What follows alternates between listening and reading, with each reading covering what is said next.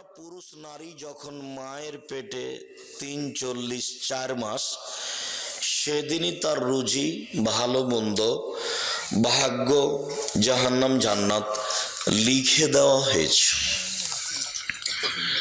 কাজেই কোনো নারী সুন্দরী হোক আর না হোক, তার বিবাহ কোথায় হবে, কিভাবে হবে, তা লেখা হয়েছে। তা বাস্তবায়ন হবেই সময়ের গতিতে। আল্লাহ এটা বললেন আপনাকে সান্ত্বনা দেওয়ার জন্য, আপনি যেন বাকি জীবন বলতে পারেন যে আমি দেখে শুনেই বিবাহ করেছি। কিন্তু ঘুরতে ঘুরতে ওখানেই যেতে হবে যেটা লেখা আছে, এর বাইরে যাওয়ার কোনো পথ নেই। পৃথিবী সৃষ্টির 50,000 বছর পূর্বে ভাগ্য লেখা হয়েছে। মায়ের পেটে যেদিন 4 মাস, সেটাকে পুনরায় লেখা হয়েছে। মানুষ কে কি করবে, কোথায় থাকবে, কি খাবে, পৃথিবী সৃষ্টির 50,000 বছর পূর্বে এগুলো লেখা হয়েছে। সেটাকেই মায়ের পেটে 4 মাস যখন, তখন পুনরায় বাস্তবায়ন করা হয়েছে। যা আমরা পৃথিবীতে এসে ভালো মন্দ ভোগ করছি, 19-20 করার কারো কোনো ক্ষমতা নেই। এটা স্বাভাবিকভাবে, সামাজিকভাবে একজন আর একজনের উপরে দোষারোপ করে থাকি।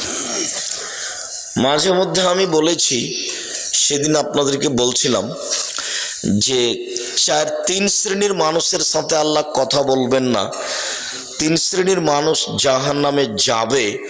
তার এক শ্রেণীর মানুষ হচ্ছে মুকাজ্জিবুন বিল কাদারে, ভাগ্যকে যে অস্বীকার করে।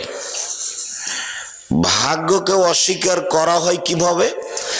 যে আপনার ছেলে আর আমার ছেলে ঢাকা থেকে আসছিল, সিরাজগঞ্জে আপনার ছেলেটা গাড়ি থেকে নেমে গেছে, আর একটা গাড়িতে উঠেছে। ওই গাড়িটা সামনে অ্যাক্সিডেন্ট হয়ে গেছে, আপনার ছেলের হাত ভেঙে গেছে। এখন আপনি বলছেন, আরে আমার ছেলে যদি আগের গাড়ি থেকে না নামতো তাহলে হাত ভাঙতো না। এটা হলো ভাগ্যকে অস্বীকার করা। ঘটনা ঘটবে, এটা লেখা আছে তার তাকদিরে, তাইও গাড়ি থেকে নেমেছে। আপনাকে এই দিকে আসতে হতো না যে গাড়ি থেকে নেমে এটাতে উঠেছে সেই জন্য ভেঙে গেছে। এখন আপনাকে বলতে হবে যেটা ঘটেছে তাকদির, চলো ছেলেকে নিয়ে তাড়াতাড়ি মেডিকেলে যাই, তার কি চিকিৎসা হবে এই পদক্ষেপ গ্রহণ করি। এইদিকে না গিয়ে এদিকে এসেছে। যেমন রাসূল সাল্লাল্লাহু আলাইহি সাল্লাম বলেছেন, তোমরা 3টা ব্যাপারে বদদুয়া করো না। এক, নিজেদের ব্যাপারে বদদুয়া করো না, যে সব ঝামেলার মধ্যে বেঁচে থাকার চেয়ে না থাকাই ভালো। লা তাদু আলা আনফুসিকুম, বুখারী মুসলিমের হাদিস। আল্লাহ রাসূল সাল্লাল্লাহু আলাইহি সাল্লাম বলেন যে তোমরা নিজেদের উপরে বদদুয়া করো না, সব ঝামেলা বেঁচে থাকার চেয়ে না থাকাই ভালো। এইটা হলো নিজের উপরে বদদুয়া করা। ওয়ালা তাদু আলা আমওয়ালিকুম, তোমাদের অর্থ সম্পদের উপরে বদদুয়া করো না। এই টাকা পয়সার এই ঝামেলা, মামলা, মোকদ্দমা, জমি জায়গা, এসবগুলো না থাকাই ভালো। অর্থ সম্পদের উপরে তোমরা বদদুয়া করো না। 3, ওয়ালা তাদু আলা আওলাদিকুম, তোমাদের ছেলেদের মেয়েদের উপরে বদদুয়া করো না। ছেলেদের মেয়েদের উপরে বদদুয়া, বাপ মায়ের বদদুয়া একেবারে বিদ্যুৎ কারেন্টের মতো লেগে যাবে, খুব সাবধান। এখন ছেলে বাপকে মেরেছে, এখন বাপে বলছে তোকে ত্যায্য পুত্র করলাম, তোকে ত্যায্য পুত্র করলাম, তোকে ত্যায্য পুত্র করলাম। শতবার যদি বাপ বলে যে তোকে ত্যায্য পুত্র করলাম, তো এই কথার কোনোই দাম নাই। বাপ মরলেই ছেলে জমি ভাগ করে নেবে, মানে এই ত্যায্য পুত্র বাক্যের কোনো দাম নাই। ছেলে যখন বাপকে মেরেছে, তখন বাপের উচিত ছিল তাড়াহুড়া করে সুন্দর করে ওযু করে ঘরে ঢুকে সময়ের উপরে 2 রাকাত সালাত আদায় করে কিবলার দিকে মুখ করে হাত উঠিয়ে প্রার্থনা করে বলার দরকার ছিল যে আমি এই জন্য ছেলে তোমার কাছে নিনি, তুমি আমাকে ছেলে ফিরিয়ে দাও। ছেলে আমাকে মারবে কেন? ছেলে আমাকে সম্মান করবে।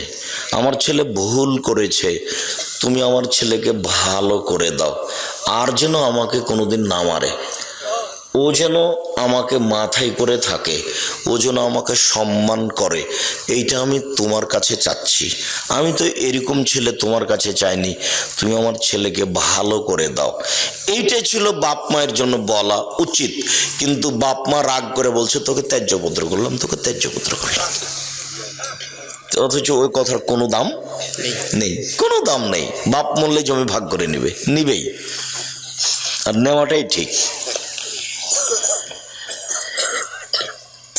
পৃথিবীতে বাপ মাকে মানে না যারা, তারা জান্নাতে যাবে না, এ কথা ঠিক।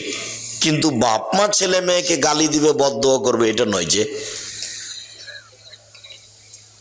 তখন আপনাকে আমি একটা দেখিয়েছি যে তাৎক্ষণিক দেখেন, বাপ মায়ের দোয়া দেখবেন একবারে তাৎক্ষণিক, হাতে হাতে। 3 জন মানুষ বাল্য অবস্থায় 3টা বাচ্চা দুধ খাওয়া অবস্থায় কথা বলেছে। তার একজন হলেন ঈসা আলাইহিস সালাম, আর একজন হলো জোরায়েজের সপক্ষে একটি দুধের বাচ্চা। জোরায়েজ আজ থেকে নিয়ে হাজার হাজার বছর আগেকার লোক, বানি ইসরায়েলের কাহিনী, খুব বেশি ইবাদত করত। সে তার গির্জাঘরে ইবাদত করছিল। ফাজাত উম্মুহু, ইতিমধ্যে তার মা তার কাছে আসলো। ফাদাত, তার মা তাকে ডাকলো। তখন ও বলছে আবু উসাল্লি আম উজিবহা, আমি এখন সলাত আদায় করব না মায়ের ডাকে সাড়া দেব। এইটুকু দেরি, ভাবতে ভাবতে একটু দেরি হয়ে গেছে যে কি করি, মায়ের ডাকে সাড়া দিব না সলাত আদায় করব, কি করি, একটু দেরি হয়ে গেছে। একটু দেরি হতেই মা খেপে গিয়ে বলছেন আল্লাহুম্মা লা তুমি তাতুরিয়াহু জুহাল মুমেশা, আল্লাহ তুমি এই ছেলের মরণ দিও না পতিতালয়ের মহিলার মুখ দেখা পর্যন্ত। এর জন্য একজন পতিতালয়ের মহিলার সাথে একটা সম্পর্ক, দুর্ঘটনা ঘটে যায়, তারপরে যেন ওর মরণ হয়। ও আমার সাথে কথা বলতে দেরি করলো কেন? মা ফিরেই যায়নি। ফাজাত ইমরাতুন ফাদাত, হঠাৎ একটা মহিলা এসে তাকে বলছে তুমি আমার সাথে জেনায় লিপ্ত হও। ফাবা, জোরায়েজ অস্বীকার করলেন, ছি ছি ছি ছি ছি ছি, বলো কি তুমি? ফাআতাতির রাইয়া, তখন ওই মহিলা একটা রাখালের কাছে আসলো। ফাম কানাথু, মহিলা রাখালকে চেপে ধরলো, জেনা করলো। ফাদাত গোলামান, এতে একটা বাচ্চা জন্ম নিল। কালত হুয়া মিন জোরায়েজ, মহিলা বলে দিল এই বাচ্চাটা হলো জোরায়েজের। বদনাম ছড়িয়ে গেল। ফাতাহু, জনগণ জোরায়েজের গির্জাঘরের কাছে আসলো। ফাকাসসারুহু, এসে তার গির্জাঘরকে একবারে ভেঙে চৌচির খান খান ধুলা ধুলা করে দিল। ওয়ানজালাহু, তাকে গির্জাঘর থেকে টেনে হেঁচড়ে রাস্তায় নামিয়ে দিল। ও সাব্বুহু, যার যা ভাষাতে কুলালো সে তার ভাষায় গালি দিল। অনেক নির্যাতিত হওয়ার পরে ফাকামা, জোরায়েজ দাঁড়ালো। অতাওয়াদ্দা, অজু করলো। অসল্লা রাকাতাইন, 2 রাকাত সালাত আদায় করলো। 2 রাকাত সালাত আদায় করার পরে ফাআতাল গোলামা, ওই দুধের বাচ্চার কাছে আসলো। দুধের বাচ্চাকে বললো মান আবুকা, বলো তো দুধের বাচ্চা তোমার বাপকে? তখন দুধের বাচ্চা বলছে আবিয়ার রাই, আমার বাপ হচ্ছে রাখাল, ছাগলের রাখাল। এ দেখেন দুধের বাচ্চা কথা বলছে, আমার বাপ হচ্ছে গরু ছাগলের রাখাল। তখন গ্রামবাসী বলছে নাবনি সওমাতাকা বিদ্যাহাবে, তোমার এই গির্জা ঘরটাকে আমরা স্বর্ণ দিয়ে বানিয়ে দেব, যারা ভেঙে ফেলেছে। তখন জোরায়েজ বলছে লা ইল্লা বিত্তিন, না না না না না, আমার গির্জাঘর স্বর্ণ দিয়ে বানাতে হবে না, আমারটা বানাতে হবে মাটি দিয়ে। মুসলিম। এখানে যে কথাটা বলতে চেয়েছি সেটা হলো এই যে এই দেখেন বাপ মায়ের বদদোয়া, হাতে হাতে কি একটা দুর্ঘটনা ঘটে গেল। বলেও কখনো বাপ মায়ের জন্য বদদোয়া, ছেলে মেয়ের জন্য বদদোয়া করবেন না। সম্মানিত দিনী ভাই বোন, আপনাদেরকে আমরা জোরালো অনুরোধ জানাচ্ছি, আপনারা যে যেখানে আছেন সুন্দরভাবে বসে থেকে ভদ্রতা বজায় রেখে গুরুত্বপূর্ণ আলোচনা শোনার জন্য প্রাণপণে চেষ্টা করুন। এই সময়ে কেউ দোকানপাটে থাকবেন না, আমার এটা জোরালো অনুরোধ। আমি এসেছি কষ্ট করে, একটা দিন বের করতে কত সময় লাগে কত বছর কেটে যায়, আর এইভাবে আমি আসলাম এত কষ্ট ক্লেশের পরে, আর আপনি এখন দোকানে বসে চা খাবেন, এটা ঘৃণিত কাজ। এই সময় আমি পছন্দ করি না। দয়া করে আপনি আপনার কথাবার্তা চলাচল বন্ধ করুন, সামনে আসুন, কিছুক্ষণ সময় অপেক্ষা করুন, আপনার কিছু না কিছু উপকার করবই করব ইনশাআল্লাহ। সম্মানিত দিনী ভাই বোন, আল্লাহ তাআলা বলেছেন পছন্দ মতো বিবাহ করো। এর অর্থ এই নয় যে ভাগ্য ছাড়াই কাজ হবে। এটা আপনাকে আল্লাহ সান্ত্বনা দিয়েছেন যে তোমাকে আমি আদেশ দিলাম যে পছন্দ মতো বিবাহ করো, কিন্তু পছন্দ মতো বিবাহ করো মানে 50,000 বছর পূর্বে যেটা লেখা আছে সেটার 19-20 হবে না। কাজেই ছেলের বিরুদ্ধে বদদোয়া করবেন না। ছেলে মেরেছে, ভুল করেছে, আপনি পাল্টা আল্লাহর কাছে হাত তুলে দোয়া করেন, আল্লাহ আমার ছেলে আমাকে মেরে ভুল করেছে, তুমি আমার ছেলেটাকে ভালো করে দাও। ওজনে এসে আমার পা ধরে বলে, আব্বা ভুল হয়েছে, আমাকে মাফ করেন। আর এরপর থেকে সবসময় যেন আমাকে শ্রদ্ধা দেখিয়ে চলে। আল্লাহ তাআলা বলছেন ফানকিহুহুন্না বিইজনি আহলিহিন্না, তোমরা মেয়েদেরকে বিবাহ করো তার অভিভাবক মালিককে বলে, বাপকে বলে। এটা আল্লাহর জোরালো আদেশ। এই আয়াতের ভিত্তিতে আমাদের নবী মুহাম্মদ সাল্লাল্লাহু আলাইহি সাল্লাম বলেছেন, আইয়ু ইমরাতিন নাকাহাত বেগাইরে ইজনে ওয়ালিহা, যে কোনো মেয়ে যদি বাপের অনুমতি ছাড়া বিবাহ বসে, ফানিকাহুহা বাতিল, ফানিকাহুহা বাতিল, ফানিকাহুহা বাতিল, ওই বিবাহ বাতিল, ওই বিবাহ বাতিল, ওই বিবাহ বাতিল, কোর্টের বিবাহ বাতিল। কিয়ামত পর্যন্ত সময় থাকলে কোনো মায়ের বেটা কথা এইভাবে উল্টে ধরতে পারবে না। যদি ধরে তাহলে বলবে যে আমাদের ফেকাতে লেখা আছে, এইভাবে বলতে হবে। যে কোনো মেয়েকে যদি বলে এটা আমার বউ, দুইজন সাক্ষী, বিবাহ হয়ে গেছে, এটা লেখা আছে ফেকাতে। কিন্তু আল্লাহর নবী মুহাম্মদ সাল্লাল্লাহু আলাইহি সাল্লাম বলেছেন, বাপকে না বলে যদি বিবাহ করে তাহলে সে বিবাহ বাতিল, সে বিবাহ বাতিল, সে বিবাহ বাতিল। কথাটি আল্লাহর নবী 3 বার বলেছেন জোর দিয়ে। তবুও হুজুর বলছেন যে চলবে। কি করবেন? করেন, কিছু করার আছে? কোনো পথ নেই। যদি আপনার মেয়ে 7 ছেলের মা হয় তবে ওই বিবাহ হয়নি, আবার বিবাহ পড়াতেই হবে। কোনো পথ নাই, যেহেতু বিবাহ বাতিল। শুধু তাই নয়, রাসূল সাল্লাল্লাহু আলাইহি সাল্লাম বলছেন, লা তুজাব্বিজুল মারাতু আল মারাতা, একজন মহিলা আর একজন মহিলার বিবাহ দিতে পারে না, নিজে বিবাহ বসতে পারে না, বিবাহ দিতে পারে না।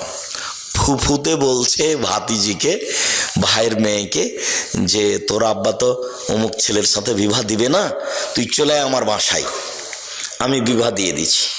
ওর ফুফু কখন কখন পুরুষ মানুষ হয়ে গেছে, খালাতে বলছে এই কথা যে তোর বাপ তো বিবাহ দিবে না, তুই আমার বাড়ি চলে আয়, আমি বিবাহ দিয়ে দিচ্ছি। খালা এখন দায়িত্বশীল হয়ে বিবাহ দিয়ে দিচ্ছে বোনের মেয়ের। কত সাহস খালার! কথাটা ওইরকমই হয়ে গেল যে ওই যে মাঝে মধ্যে আপনাদের সামনে বলতে থাকি যে ঢাকা হাজি ক্যাম্পে পৌঁছিলাম, তখন দেখছি একজন মাওলানা সাহেব অনেক বড় পাগড়ি মাথায় বেঁধে বলছেন, আপনারা বলেন লব্বাইক আল্লাহুম্মা লব্বাইক, লব্বাইক লা শারীকা লাক লব্বাইক, ইন্নাল হামদা ওয়া নি'মাতা লাক ওয়াল মুলক লা শারীকা লাক। আল্লাহ তোমার দরবারে উপস্থিত, আমি তোমার দরবারে উপস্থিত, প্রশংসা তোমার, অনুগ্রহ তোমার, রাজত্ব তোমার, কোনো শরীক নাই তোমার। এই দোয়া পড়াচ্ছে। তা আমি বলছি, ইমাম সাহেব এইটা এখানে বলাচ্ছেন কেন? এটা তো এলামলামে বলতে হবে। বিমান জিদ্দায় নামার 15-20 মিনিট পূর্বে বৈমানিকের পক্ষ থেকে বলা হবে আপনারা এহরাম বাঁধুন, তালবিয়া পড়ুন। তখন আপনার মুসাইল লোকেরা বলবে লাব্বাইক উমরাতান, আমি উমরার জন্য উপস্থিত, লাব্বাইক আল্লাহুম্মা লাব্বাইক, লাব্বাইক লা শারীকা লাক লাব্বাইক, ইন্নাল হামদা ওয়া নি'মাতা লাক ওয়াল মুলক লা শারীকা লাক। তো আপনি এখানে বলছেন যে, তখন আমাকে বলছে যে বাড়ি থেকে বললে হবে। যে মোহাম্মদ সাল্লাল্লাহু আলাইহি ওয়াসাল্লাম বলেছেন ইয়ালামলাম, মোহাম্মদ সাল্লাল্লাহু আলাইহি ওয়াসাল্লাম মানতে হবে, ঠেকা বাঁধেছে, আমি মানুষ নয়, আমারটাও চলে। তো বাড়ি থেকে বলছে চলে, তো যার যেখানে মন সে সেখানে বলুক যে চলবে, যেহেতু মোহাম্মদ সাল্লাল্লাহু আলাইহি ওয়াসাল্লাম দিয়ে কাজ হলো না, সবারটাই যখন চলবে তো ঠিকই আছে, যার যেখানে প্রয়োজন হবে সে সেখানে এহরাম বাঁধবে। মোহাম্মদ সাল্লাল্লাহু আলাইহি ওয়াসাল্লাম দিয়ে তার হলো না, তো ঠিকই মোহাম্মদ সাল্লাল্লাহু আলাইহি ওয়াসাল্লাম নাকচ করে দিয়েছেন যে বাপ ছাড়া বিবাহ হবে না। এখন খালা বলছে যে ওটা মোহাম্মদ সাল্লাল্লাহু আলাইহি ওয়াসাল্লাম বলেছে, না আমি তো খালা, আমি পারবো না, খালা বিবাহ দিয়েছে। আল্লাহ বলছেন যে মেয়ের অভিভাবককে বলে বিবাহ করো। তারপরের বাক্যে বলছেন অতহুন্না উজুরাহুন্না বিল মারুফ, ভালোভাবে মোহরটা দিয়ে দাও। বাকি মোহরে বিবাহ জায়েজ, কিন্তু মোহর দেওয়া লাগবে না, এটা কোথায়? মরার সময় বলছে যে 10 কাঠা জমি তোমাকে দিয়ে দিলাম, এগুলো নয়। মোহর নগদ দেন আর 10 দিন পরে দেন, তাড়াতাড়ি দেন। যদি এবার আপনাদের বলছি, এই ছেলেরা শোনো, তোমার বাপ যদি মোহর না দিয়ে মারা যায়, তাহলে তোমার বাপের পক্ষ থেকে তোমাকে তোমার মাকে মোহর দিতে হবে। এটা তোমার বাপের ঋণ, কর্জ বাকি থেকে গেছে। তোমরা যদি তোমার বাপের মোহর তোমার মাকে না দাও, তাহলে বিচারের মাঠে তোমার মা তোমার বাপের নেকি নিয়ে নেবে, কোনো পথ নেই। বিচারের মাঠে তখন তো আর বাপ তোমার টাকা পাবে না। তোমার বাপ বিচারের মাঠে টাকা পাবে? টাকা পাবে না। তোমার মার হাত ধরে ক্ষমা নিলে হবে? ওখানে বিচারের মাঠে হাত ধরে ক্ষমা চলে না। তাহলে কিভাবে বিচার হবে? বিচার হলো নেকি দিয়ে বোঝাতে হবে, যে নেকি যে নেই, তো বলছে ওই পরিমাণ পাপ নিয়ে নিতে হবে। বিচার এইভাবেই রাসূল সাল্লাল্লাহু আলাইহি ওয়াসাল্লাম সমাধা করে দিয়ে গেছেন।